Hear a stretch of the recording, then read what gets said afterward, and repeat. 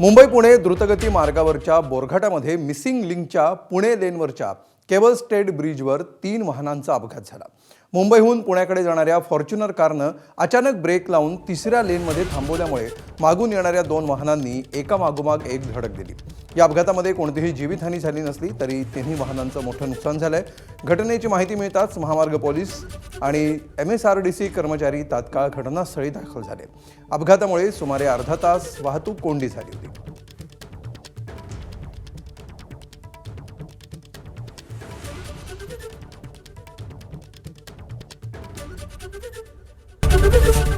ABP माझा, उघडा डोळे बघा नीट।